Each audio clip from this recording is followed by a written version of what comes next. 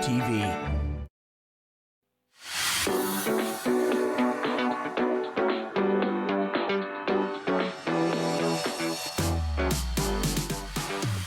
Welcome to another episode of Let's Be Perfectly Queer with Randy Davis. I've got two very special guests with me tonight representing the All Blood is Equal campaign. This is a campaign that was recently launched, and we're hopeful that the results of this campaign will mean an end to a very discriminatory and stigmatizing blood ban that is currently in place with the Canadian Blood Services and Héma-Québec here in Canada. So please welcome to the show my guests. We have Haran, and I'm going to mess up your name, Haran Vijanathan. I wanted to get the pronunciation right, so I actually listened to a recording of you introducing yourself. So everyone tends to call you Haran. No, it's Haran. So, and you are currently working as the National Strategic Director with Fierté Canada Pride, correct? That's correct. Perfect. Welcome to the show. I appreciate you being with us today. And my other guest is the wonderful Davy Sabourin, who is by day a federal government employee, but his not-so-secret identity is also as the chairperson of the board of directors for Fierté Capital Pride in Ottawa-Gatineau. Welcome, Davy. Thank you. Yeah, thank you for having me. My pleasure. So let's get right into it. And Davy, I'm going to direct this question to you. What is All Blood is Equal? Well, All Blood is Equal is a coalition of about 14 members now. It's a new initiative calling for an end to Canada's discriminatory blood donation ban. And there are many pride organizations and associations, 2S LGBTQ plus organizations alike, HIV/AIDS support networks, and allied organizations who all really share a deep commitment to ending the discriminatory policies that are currently governing plasma and blood donations. And whose brainchild was this coalition? How did it come into existence in the first place? So Capital Pride has some advocacy priorities. Some of them include the conversion therapy, and including this, that was very important to us. And so we decided to go for it and ask for folks to join our efforts. And we put the call out, and people, raised their hands, and they've all really wanted to be involved with this campaign. So, yeah. Fantastic. And Haran, what about you? What's your participation in this campaign? What does that look like? So Fierté Canada Pride is one of the coalition members who signed on with when Davy asked for the help. And it's actually really important for a national organization like ours to support our members in their advocacy work, and also to support an initiative like this on a personal levels as well as policy levels as well, and making sure that we meet the needs of Canadians across the country. Now, Haran, can you maybe, for those who don't know, give us a little history behind the donation ban and why we even have this in Canada in the first place? Go ahead, Davey. So this really started some time ago. It's what at a time where there was little known about HIV, other than the fact that it disproportionately affected men who have sex with men, or MSM, and this came about because of the rise of HIV/AIDS, but also the fact that Héma-Québec and the Canadian Blood Services had imported some blood supplies from the United States, including prisons, and there was no screening done whatsoever from those blood products imported, but also those who were in Canada. And so the Red Cross at the time said, well, we need to stop taking blood from men who have sex with men, and then that translated into Héma-Québec and Canadian Blood Services doing the same thing. But today it makes no sense. But yes, in a nutshell, that's simply put, that's how it started. Yeah, I think the blood ban went into place in 1992. I think was when they announced a lifetime ban for men who have sex with men, including trans women. And that's interesting because certainly by that time we knew more about HIV and how it was transmitted and other STBBIs that are associated with this blood ban as well. So it seems hard for me to compute why it's taken so long for such an antiquated and highly discriminatory and very stigmatizing policy to still be in place. Why? Any insight into why that hasn't been removed yet? I know the Liberal government, one of their election promises was to end this ban, and that still hasn't happened. And tell me why. Well, I mean, so these policies generally, they assume that any sexual encounter among two LGBTQ plus and MSM individuals represents a public health risk, presents a heightened risk of HIV transmission. And throughout history, that's how we have been labeled, right? So men who have sex with men.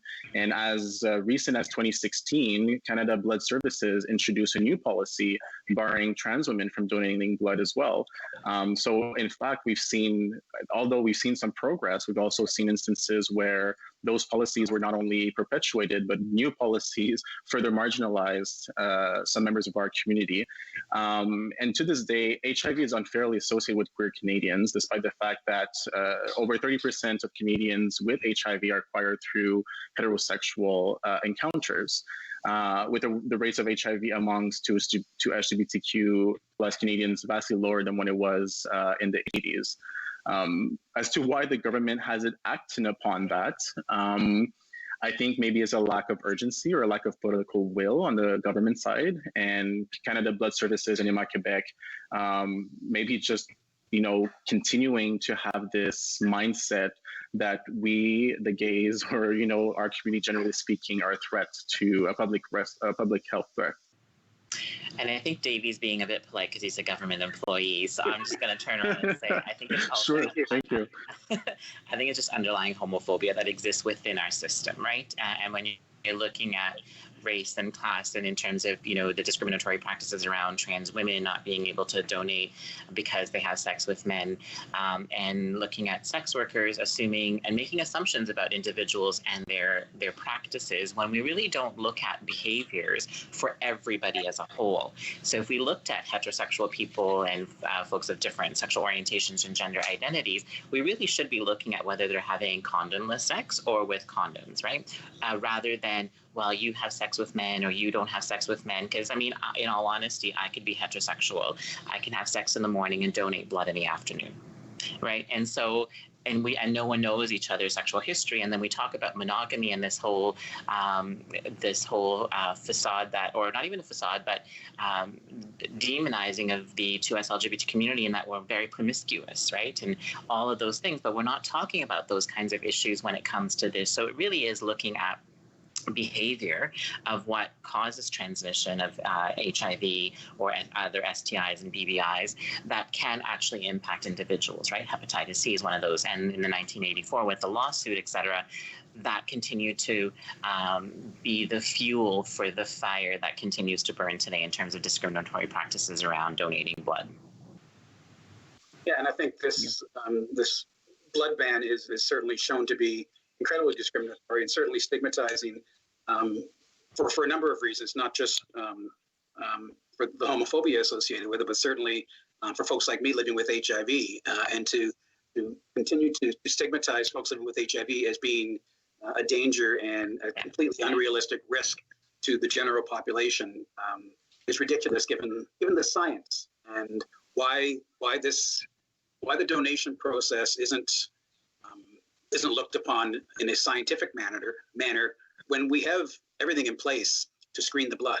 All blood is screened regardless of where it comes from. So the idea of denying someone to be able to donate blood based on their sexual orientation, their gender identification, and quite frankly, in many cases, the color of their skin too, is wrong. So, Davey, to you, why now? Why bring this campaign on in such a strong way now? Is there something happening politically that we think this might be time for some actual change to take place? Absolutely. So I know for a fact that many people, including myself and many other Canadians, they want change and they want it now. And I think the campaign comes at a time where organizations who work every day with our communities, who see the harm that these policies are causing, coming together and say, like, that's it. Like, we're done waiting, and we want to unite Canadians to make sure that this is going to go forward. And especially, in light of the current environment with COVID, we have seen Canada Blood Services or Emma Quebec put out some call and say we need urgent blood donations.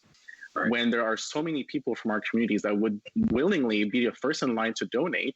And so those two things, I think, are at the top, is the fact that, we've been waiting, and it's something that the government has promised that they would address, have failed to do so. And also the fact that, we're continue to see Emma Quebec and Canada Blood Services calling for donations because of our blood supplies. The blood supplies are short, when there are so many people within our communities that would be willing to donate. Yeah, and I think it was just a few weeks ago that Prime Minister Trudeau said something about being very hopeful that his government will announce a change very soon. Yeah. Any insight? What do you think that means?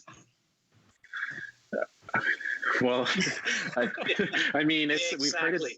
we've heard it before. So for me, as a public servant, like, I know for a fact that you want to see the things that are said. Like, if you're going to say something, we want to see it happen. And until we see it happen, then it's just, those are just words, right? And we say actions speak louder than words.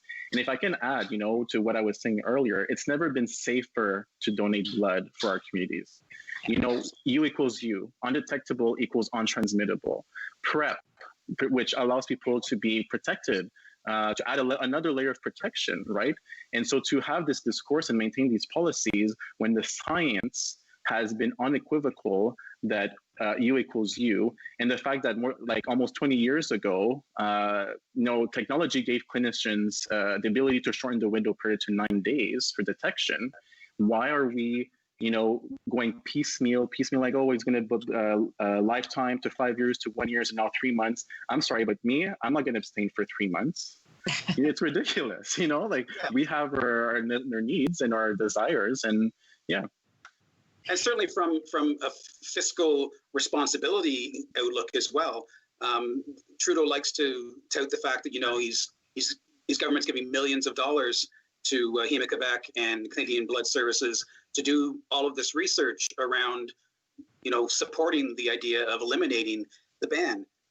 Why are we spending millions of dollars when we have the solid science that's been in place for, more than 20 years? 1996 was when the first antiretrovirals actually started working. And 20 years after that, we had the launch of the U equals U campaign in 2016. We've had all kinds of studies that validate the fact that someone living with HIV on effective treatment cannot pass on the virus. And to continue to put money out there to research the validity of ending the ban makes no sense fiscally to me either. What do you think of that, Aaron?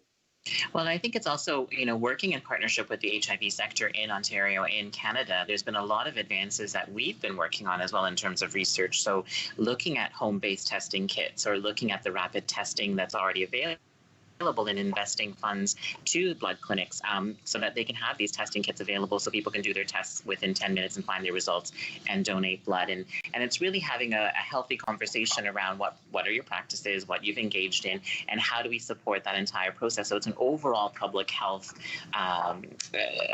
concern and an issue, and how do we work with it, with the community, and make sure that people are able to donate blood. Because, as Davey said, and I hear all the little bells and whistles around Christmas time, around Canada Day, that there's a blood shortage. Of course there's a blood shortage. I've been donating blood when I was 18, 19, when I was organizing blood drives in Winnipeg.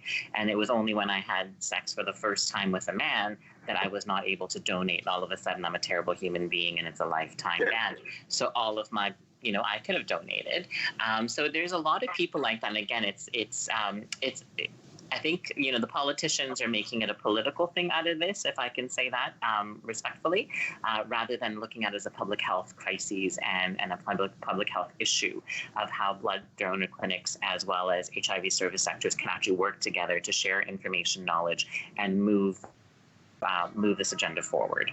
Yeah, because a quote from the CBS, Canadian Blood Services website, says, the goal of the MSM, Men Who Have Sex with Men Research Grant Program, is to generate adequate evidence to inform alternative screening approaches for blood and plasma donors, which could evolve the current eligibility criteria for men who have sex with men.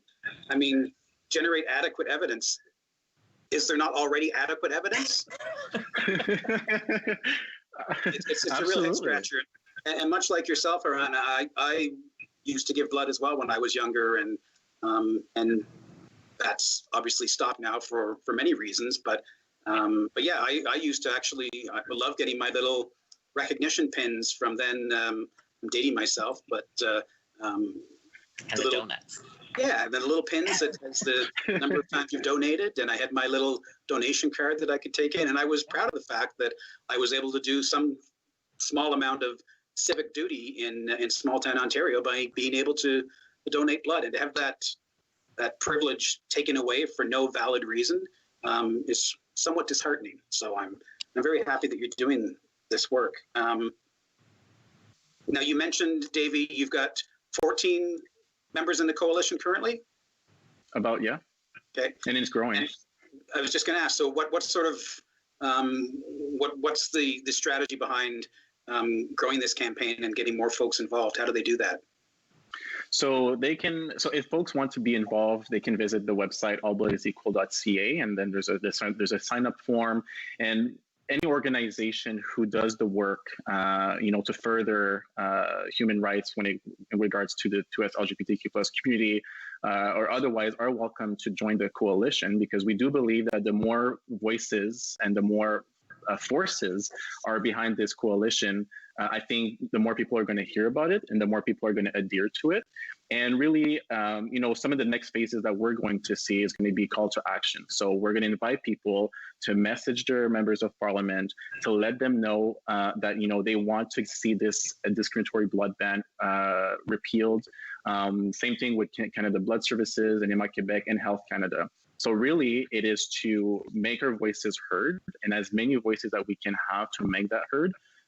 This is what I think is going to signal to the government and Anima Quebec and CBS that, again, we want change and we want it now. Yeah, and correct me if I'm wrong, are there other organizations or coalitions out there that are working towards the same thing as All Blood is Equal? I'm thinking of Got Blood to Give is another study that was brought to my attention after the fact, after I first heard about All Blood is Equal. Is there any talk of any partnership with those other coalitions or studies that are going on?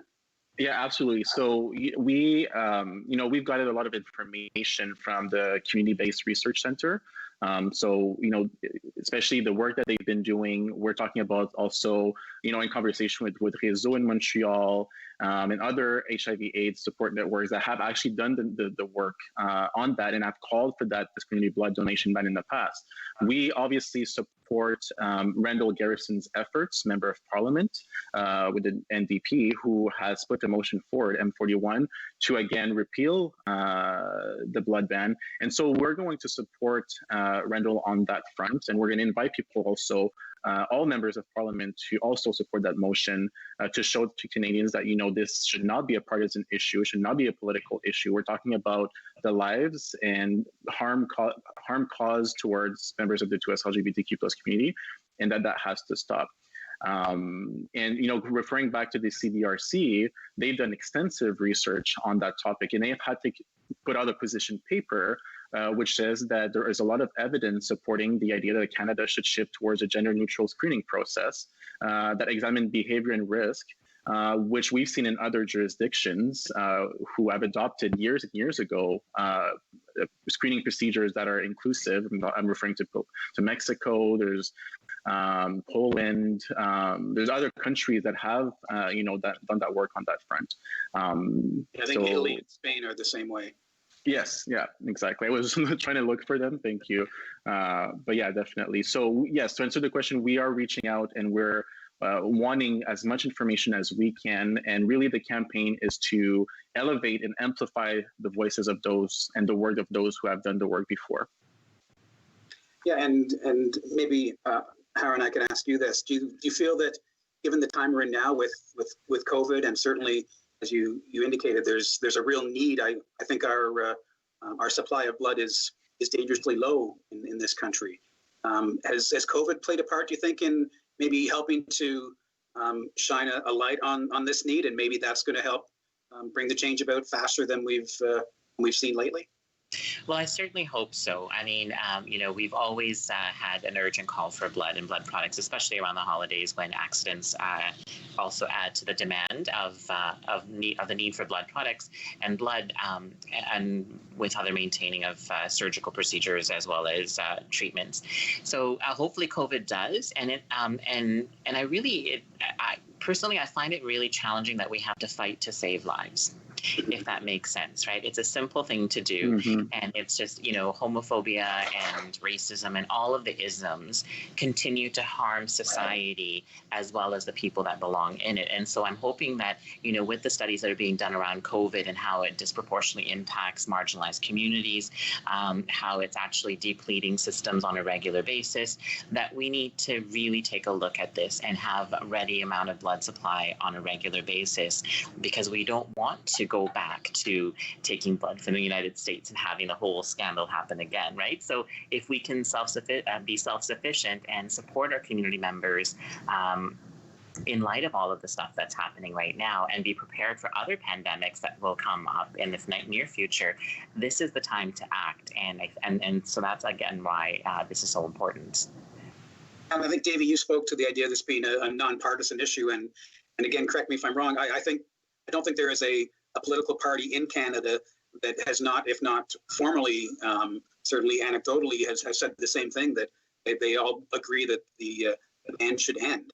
So again, I ask, when we hear this from our political leaders in all parties, and it still doesn't happen, what's the roadblock? I mean, does the government have the power to actually enact this change, or is it just something they can suggest to Héma-Québec and Canadian Blood Services, because they're a separate entity, right? They're not a government entity. So how does that work? The government can say, we think the ban should end, but ultimately it's CBS and Héma-Québec that makes that final decision, correct?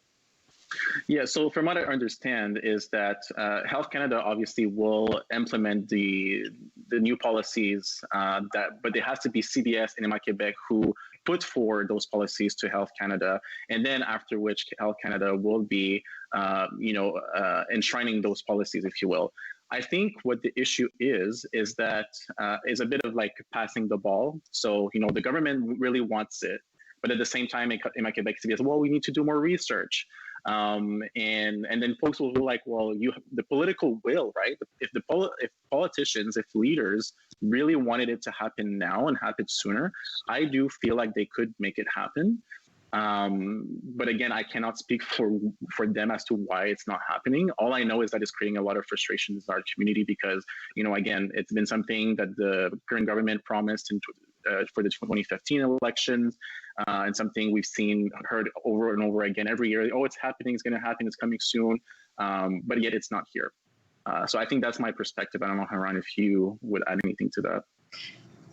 Well, and if politicians can work with Héma-Québec and Canadian Blood Services to reduce the wait period to, going from lifetime to now 3 months, then I think they can certainly implement more change much more quickly. And we've certainly seen that happen in the COVID era where, money's being printed and services are being offered and decisions are being made quite quickly. And I think, again, if Public Health Agency of Canada as well as Canadian Blood Services and Héma-Québec actually see this as a public health crisis, then they can actually make those changes, I strongly feel, happen very quickly. The science exists, as you both have pointed out, both on the HIV side as well as on an international level.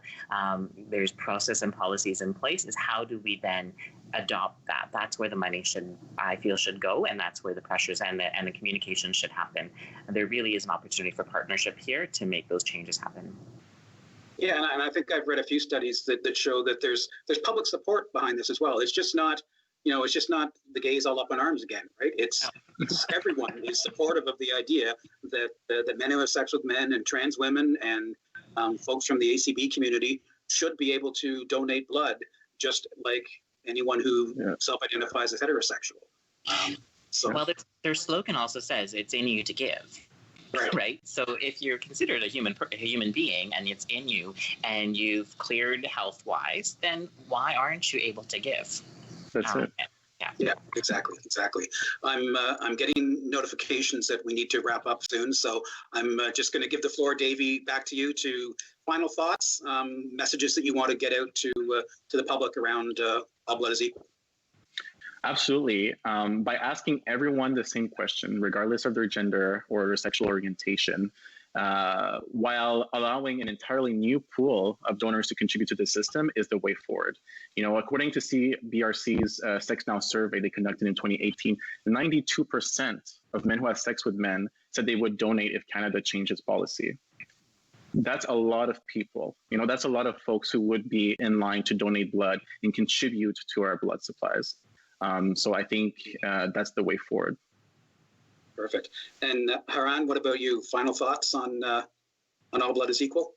Yeah, and I think, if everyone takes it to a personal level and recognizes that we all have been touched by someone who has needed blood or blood products in our lives, and just think about it, if they are in a situation where they can't receive blood and you're going to make a decision based on homophobic rules, is it really worth it to lose that person you love or have them shortchanged because for access to healthcare services? So from what Davey said and sort of on a personal level, I think it's the right thing to do. And so hopefully you do join the campaign. Hopefully you do get educated and put the pressure to make these changes to happen.